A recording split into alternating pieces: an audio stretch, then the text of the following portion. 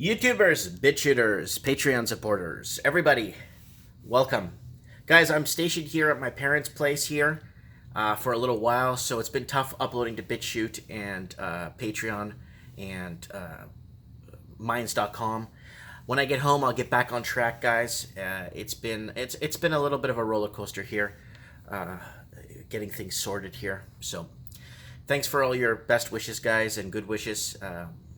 Appreciate it. It means a lot to me that you guys are there for your support, Anyways, okay, so I'm doing one for my friends down south in the United States of America. It was an article that was published yesterday, and it's a really good one because it goes into it gets to the point, and it gets to the vulnerability in the housing market right now.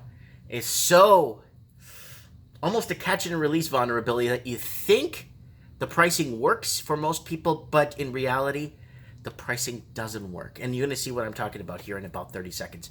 All right, these 5 cities are in danger of a housing crash this year. Here you go, guys. Here are the 5 cities in danger of a housing crash this year. This is the United States of America. Number 5, Hartford, Connecticut.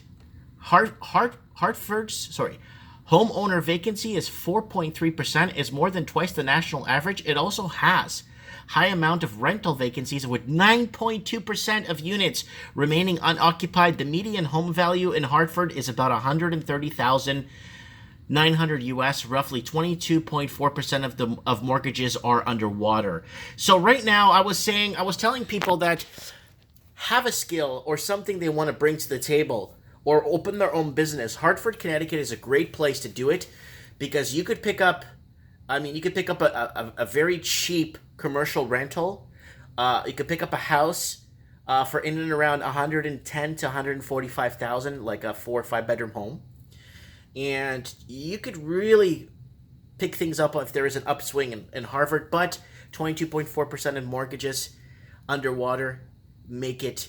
It's basically sitting in crisis level, and it is in a vulnerability to a crash. That's why I call it catch and release, because when a person living in Sydney or Toronto or Vancouver or Auckland, New Zealand, Los Angeles, San Francisco, and they see a price of a house for this much, they wonder if that's in like British pounds or Kuwaiti dinars. That's not a lot of money, right? In Canadian dollars, that's about 130, 40, 50, 150, 170, 166,000, right? And the average house in even in the one of the smallest parts of Canada, Prince Edward Island, sitting at 300,000, right? So let's move on. Number 4, Baltimore. That's the home of our dearly beloved Edgar Allan Poe. Dearly departed Edgar Allan Poe used to live in Baltimore. I used to read a lot of his work. Anyways, the Maryland city recently lambasted by President Trump in what some describe as a racist attack. Oh, give me a break. You have to bring this crap into real estate news. Has the 7th highest rate of negative equity rate mortgages at 26.5%. Baltimore also has a high homeowner vacancy rate of 4.4% of properties sitting empty. The median home value is $119,200. Again, catch and release price, because it's not really that. You could buy and sell that and still kind of walk away. Prices like that, and you get to live, right? Most importantly. So there it is, Baltimore, Maryland. Number 3, Bridgeport, Connecticut. With the median home value of $176,000, roughly 26.9% of homes are worth less than the cost of their mortgage. Uh-oh. What does that mean? A lot of people underwater, guys. That's 26.9% are worth less than their mortgage. Yeah, that's the 5th worst negative equity rate in the study. Plus, the city's high delinquency and foreclosure rates are deterring potential homeowners from relocating to Connecticut's largest city. So, Connecticut's out of reach. The largest city is sitting at about, home values in the largest city is sitting at about just under 200. Making unaffordability almost impossible. Number 2, Detroit. The area's median home value is $161,000, is well below the national average of $226,300. A whopping 33.4% of those homes have negative equity, and the highest of homes underwater in the study is Detroit. Number 1, Newark, New Jersey. New Jersey's biggest city has a high vacancy rates of both houses and rentals at 5.2% and 9.5% respectively. Wow. 5.2% vacancy and 9.5% of rentals. Wow.